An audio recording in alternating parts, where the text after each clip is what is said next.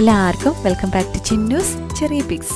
രാവിലെ സമയമില്ലാത്ത ഇഡ്ഡലിക്കും ദോശയ്ക്കൊക്കെ ഉണ്ടാക്കാൻ പറ്റിയൊരു പെട്ടെന്നൊരു സാമ്പാറിൻ്റെ റെസിപ്പിയാണ്. ഒരിക്കലും ഇങ്ങനെ ഉണ്ടാക്കുകയാണെന്നുണ്ടെങ്കിൽ പിന്നെ എന്നും ഇങ്ങനെയും ഉണ്ടാക്കും. അതാണ് ഈ സാമ്പാറിൻ്റെ ഒരു പ്രത്യേകത. അത്രയും ടേസ്റ്റിയുമാണ്, അത്രയും എളുപ്പമാണ്. അപ്പോൾ അതിനായിട്ട് ഞാനിവിടെ 1/2 കപ്പ് തൂരപ്പരിപ്പ് എടുത്തിട്ടുണ്ട്. അത് നല്ലപോലെ കഴുകി കൊണ്ടുവന്നിട്ടുണ്ട്. നമുക്കിനി ഇതിലേക്ക് പച്ചക്കറികളെല്ലാം ചേർത്ത് കൊടുക്കാം. വളരെ എളുപ്പത്തിൽ ഉണ്ടാക്കാൻ പറ്റുന്ന, ഇഡ്ലിക്കും ദോശയ്ക്കും മാത്രമല്ല ചോറിനൊക്കെ അടിപൊളിയായിട്ടുള്ളൊരു സാമ്പാറാണ്. ഇതും നാനിയുടെ തന്നെ റെസിപ്പിയാണ്. അപ്പോൾ അതിനായിട്ട് ഞാനിവിടെ ചെറിയൊരു ഉരുളക്കിഴങ്ങ് എടുത്തിട്ടുണ്ട്, വഴുതനങ്ങ, 2 ചെറിയ ക്യാരറ്റ്, മത്തങ്ങ, 5 പീസ് മുരിങ്ങയ്ക്ക, ഇത് കൂടാതെ കുറച്ച് ബീൻസും പിന്നെ 2 കഷ്ണം പടവലങ്ങ എടുത്തിട്ടുണ്ട്. ഇതുകൂടാതെ നമുക്കൊരു തക്കാളിയും ഒരു സവാളയുള്ളിയും വേണം. ഇതെല്ലാം ഇതുപോലെ ക്യൂബ്സ് ആയിട്ട് നമുക്ക് അരിഞ്ഞ് നമ്മുടെ തൂരപ്പരിപ്പിലേക്ക് ചേർത്ത് കൊടുക്കാം. നമ്മൾ തൂരപ്പരിപ്പ് ഒന്നും സെപ്പറേറ്റ് ആയിട്ട് കുക്ക് ചെയ്യുന്നില്ല, എല്ലാം കൂടി ഒരുമിച്ചിട്ടാണ് കുക്ക് ചെയ്യുന്നത്. അപ്പോൾ പച്ചക്കറികളൊക്കെ ഇട്ടതിന് ശേഷം നമുക്ക് ഒരു 2-3 പച്ചമുളക് എരിവിനനുസരിച്ച് ചേർത്ത് കൊടുക്കാം. നെകയ്ക്ക് വെള്ളം ചേർത്ത് കൊടുക്കാം. നമ്മുടെ പച്ചക്കറികളൊക്കെ ഒന്ന് മുങ്ങിക്കിടക്കുന്ന അളവിനാണ് നമ്മൾ വെള്ളം ചേർത്ത് കൊടുക്കുന്നത്.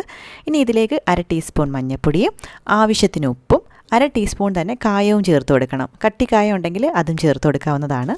നമ്മൾ സെപ്പറേറ്റ് ആയിട്ട് ഡാൽ കുക്ക് ചെയ്യാത്തതുകൊണ്ട് ഇത് ശരിയാവുമോ എന്നൊക്കെ നിങ്ങൾക്ക് ഡൗട്ട് തോന്നും. ഒരു കുഴപ്പവും പറ്റില്ല. ഇതുപോലെ തന്നെ ഒരു സ്റ്റെപ്പും തെറ്റിക്കാതെ ചെയ്യുന്നതൊക്കെ വളരെ എളുപ്പത്തിൽ നമുക്ക് ഈ സാമ്പാർ തയ്യാറാക്കി എടുക്കാൻ പറ്റും. അപ്പോൾ നല്ലപോലെ കായം ചേർത്തതിന് ശേഷം നമ്മളിത് ജസ്റ്റ് ഒന്ന് മിക്സ് ചെയ്തിട്ട് അടുപ്പത്തോട്ട് വെച്ചിട്ടുണ്ട്. നമുക്കിനി ഇത് പ്രഷർ കുക്ക് ചെയ്തെടുക്കാം. മീഡിയം ഫ്ലെയിമിൽ 1 വിസിലിനും ലോ ഫ്ലെയിമിൽ 2 വിസിലിനുമാണ് നമ്മളിത് കുക്ക് ചെയ്തെടുക്കുന്നത്. ഇത് കുക്കാവുന്ന സമയം കൊണ്ട് നമുക്ക് പൊടികളൊക്കെ എടുത്തു വെക്കാം. അതിനായിട്ട് 2.5 ഹീപ്പ് ടീസ്പൂൺ, അതായത് കുമിഞ്ഞ ടീസ്പൂൺ മല്ലിപ്പൊടി, 2.5 ടീസ്പൂൺ മുളക് പൊടി, മുളക് പൊടിയെക്കാട്ടിലും കുറച്ച് കൂടുതലാണ് മല്ലിപ്പൊടി, 1/4 ടീസ്പൂൺ കുരുമുളക് പൊടി, 1/4 ടീസ്പൂൺ മഞ്ഞൾപ്പൊടി, ഒരു നുള്ള് ഉലുവാപ്പൊടി, ഇത്രയുമാണ് നമ്മൾ ചേർത്ത് കൊടുക്കുന്നത്. പൊടികൾ എടുത്തു വെച്ചതിന് ശേഷം നമുക്ക് ചെറിയൊരു കടായിലേക്ക് വെളിച്ചെണ്ണ ഒഴിച്ചു കൊടുക്കാം. എണ്ണ ചൂടാകുമ്പോൾ ഇതിലേക്ക് കടുകും വറ്റൽമുളകും ചെറുതായിട്ട് വട്ടത്തിലരിഞ്ഞ് കൊച്ചുള്ളിയും ചേർത്ത് കൊടുക്കാം.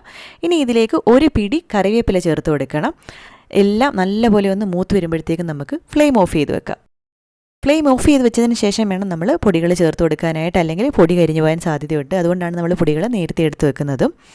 പൊടികളെല്ലാം ചേർത്ത് നല്ലപോലെ ഒന്ന് മിക്സ് ചെയ്തെടുക്കുക. നമ്മുടെ പൊടികളൊക്കെ പെട്ടെന്ന് തന്നെ മൂത്ത് കിട്ടും. ഈ സമയം കൊണ്ട് നമ്മുടെ പച്ചക്കറികളൊക്കെ ഇവിടെ നല്ലപോലെ വെന്ത് വന്നിട്ടുണ്ടായിരുന്നു. നമ്മൾ ഒരുപാടിട്ട് ഇളക്കാതിരിക്കുക. ഇനി നമുക്കിത് കുക്കറിലേക്ക് ചേർത്ത് കൊടുക്കാം. ഒരുപാട് നേരം എണ്ണയിൽ പൊടികൾ ഇട്ടേക്കാതിരിക്കുക.